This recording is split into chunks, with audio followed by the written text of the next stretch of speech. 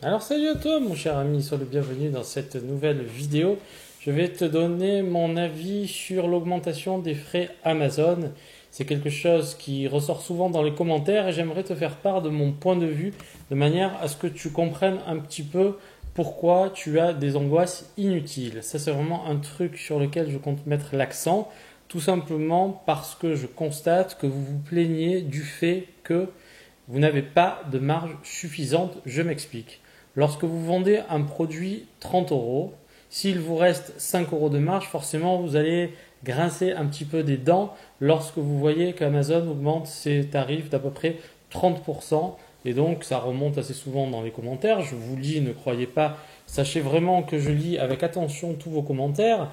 Et en fait, là, c'est la raison pour laquelle je fais cette vidéo. Vous relevez un problème de fond, qui est qu'à la base, vous ne savez pas faire correctement vos calculs, votre approche n'est pas la bonne. Pourquoi votre approche n'est pas la bonne? Tout simplement parce que vous, à la base, vous n'avez pas suffisamment margé sur vos produits. Je le dis suffisamment, lorsque vous achetez un produit 5 euros, n'ayez pas peur de le vendre 30 euros. Lorsque vous achetez un produit 2 dollars, parce que le plus souvent c'est en Asie, il ne faut pas avoir peur de le vendre 18 ou 20 euros. Ça n'est pas un problème. Maintenant, si vous achetez un produit 5 euros et que vous le vendez 8 euros, ben là forcément vous allez vous attirer des problèmes. Et donc moi, si vous voulez, j'ai pas trop relevé ça parce que très sincèrement, moi si je vends, c'est pour marger. Si je ne marge pas, je ne vends pas. Voilà, ça c'est vraiment un principe de base que vous devez intégrer. Et je vous invite à avoir cette réflexion. Au début, faites-vous la main avec des petits prix, mais très rapidement, essayez de vous diriger vers des fourchettes de prix au moins autour des 30 à 50 euros. Pourquoi? Tout simplement parce que le travail est le même que celui que vous devez faire lorsque vous vendez un produit à 5, 6, 7 euros, sauf que la marge est complètement différente. Encore une fois, si vous vendez un produit à 50 euros et que dans la poche il vous reste 5 euros, il ne faut pas le vendre. Parce que par exemple, c'est vrai qu'il y a beaucoup de produits électroniques. En fait, il faut savoir que dans l'informatique notamment, les marges sont très faibles. Donc encore une fois, il ne faut pas regarder le chiffre d'affaires, le prix de vente. Il faut regarder, lorsque vous lancez un business, ce qui vous reste dans la poche. Et ça fait toute la différence. Je préfère avoir un business qui fait 100 000 euros, un petit business qui fait 100 000 euros de chiffre d'affaires annuel et pour lequel il me reste 70 000 euros dans la poche, plutôt que de faire un business à 1 million d'euros pour lequel en fin d'année il me reste 20 000 euros. Donc encore une fois, ne jugez pas, et ça c'est vraiment une erreur très fréquente, un chiffre d'affaires n'est pas un bénéfice. Si vous faites 100 000 euros de chiffre d'affaires, ça ne veut rien dire. Regardez qu'est-ce qu'il vous reste dans la poche.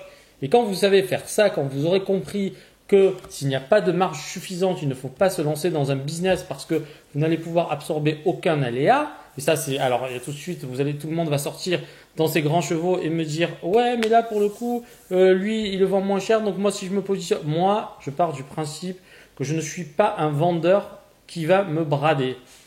Et ça, c'est vraiment dès le départ, vous devriez vraiment avoir dans votre mindset l'idée que si vous vous lancez en ligne, c'est pour durer et c'est surtout pour gagner votre vie. Et si vous voulez gagner votre vie, il faut absolument que vous ayez de bonnes marges.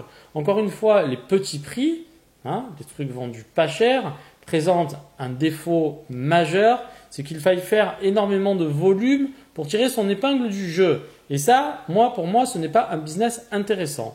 Donc encore une fois, les personnes qui vendent des trucs pas chers, forcément, vous allez un petit peu pleurnicher, je vous comprends tout à fait, mais est-ce que le problème n'est pas plus profond? Donc après, il y a encore des gens qui vont dire, ouais, mais les Chinois, ils arrivent, ils commencent à tout démonter. Les Chinois, moi, encore une fois, je le répète, mais les Chinois, je m'en contrefous des Chinois. Il y a toujours des produits qui se vendront cher, il y a toujours une clientèle pour les produits haut de gamme, et il y a toujours une clientèle pour les produits bas de gamme. Il y a vraiment un marché. Regardez, notamment, parce que moi, c'est vraiment un truc qui m'intéresse, regardez par exemple dans les appareils photo. Est-ce que vous pensez qu'une bonne optique, ça va coûter 100 ou 200 euros? Une bonne optique, par exemple, chez Sony, parce qu'en ce moment, je m'intéresse à Sony, c'est autour des 1500-2000 euros. Vous en avez des moins chers, mais ça se vend quand même. Regardez, la Sony a sorti son Alpha 7 III à 2000 euros, c'est en rupture de stock de partout. Pourquoi? Parce que c'est un très bon produit avec d'excellente qualité qui est vendu à un prix certes assez élevé pour certains et pour d'autres c'est relativement faible compte tenu de tout ce que ça propose. Donc dans votre business, ayez cette approche, soyez qualitatif et n'ayez pas peur de vendre plus cher que les autres. Observez un petit peu, il ne faut pas croire qu'il faut toujours être le moins cher pour tirer son épingle du jeu. Non, ce n'est pas une solution pérenne.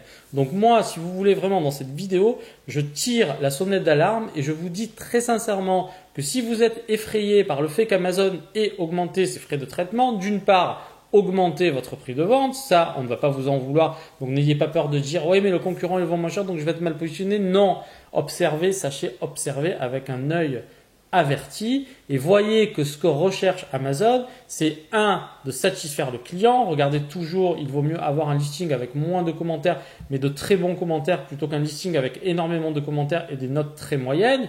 Et deuxième chose, Amazon préfère gagner 20 ou 30 euros sur un produit plutôt que de gagner 3 euros. Amazon est une entreprise, est là pour faire du fric. Et ça, il y a beaucoup de gens qui n'ont pas compris. Donc, je dis pas de partir dans la démesure, mais ne cherchez pas toujours le moins cher. Ce n'est pas payant. Et moi, si vous voulez, à chaque fois que j'ai fait cette erreur-là, je m'apercevais qu'à un moment donné, c'est comme à l'époque, là, quand il y avait... Alors après, effectivement, si tout le monde se met à faire ça dans votre domaine et que vous êtes le seul, peut-être qu'à un moment donné, oui, vos ventes vont chuter. À ce moment-là, vous changez de produit. Donc, il y a des gens qui vont dire que c'est pas simple, etc. Mais encore une fois, à un moment donné, il faut tout le temps se réajuster et tous les gens qui ont cette capacité à savoir à chaque fois se remettre au goût du jour, se remettre à la page, à rebondir, retourner très rapidement, ce sont ces gens-là qui réussissent. Les gens qui pensent que vous avez défini un prix, vous avez choisi un fournisseur, c'est définitif, plus rien ne va bouger, vous faites une grave erreur. À tout âge, il faut se remettre en question. Et ça, c'est vraiment une notion fondamentale. Je suis un petit peu remonté parce que je vois la plupart des commentaires, là, vous êtes vraiment effrayés parce que Amazon, je le lis même dans les forums,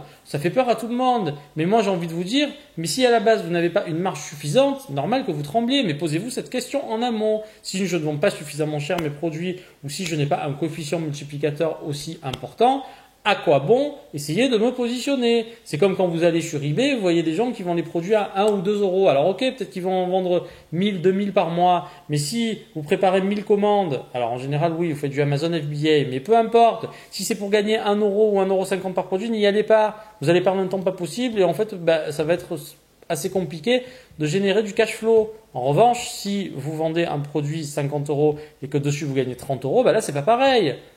Voilà le problème, voilà d'où vient le problème. Le problème ne vient pas. Alors oui, on va vous dire oui, mais ils augmentent mes frais, mais tout augmente. Le timbre poste, il a augmenté également. Bon, mais personne ne demande rien à personne. Bon, à un moment donné, c'est pareil pour tout le monde. Donc vous aussi, vous augmentez votre prix, mais posez-vous les bonnes questions. Et encore une fois, ça ne vient pas forcément. Si vraiment vous avez ce raisonnement-là, c'est que vous êtes trop short au niveau des marges. Ça ne peut être que ça.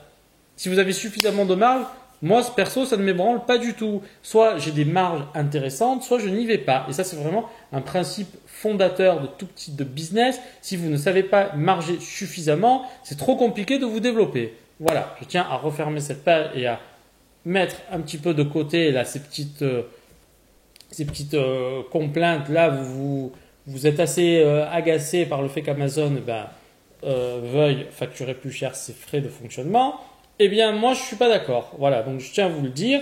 Essayez de voir plus loin que ça. Posez-vous la bonne question. Parce que si demain Amazon augmente encore ses frais de traitement, vous allez faire comment? À un moment donné, vous allez dire, il m'a tué mon business. Eh bien, posez-vous la bonne question. Peut-être qu'à la base, vous ne savez pas faire les calculs correctement. Donc, réfléchissez bien à ça, prenez du recul. Et moi, pour moi, ça n'est pas un problème. Le problème vient du fait de votre calcul qui n'est pas forcément le bon. Allez, je vous dis à très bientôt pour une nouvelle vidéo. Tchuss!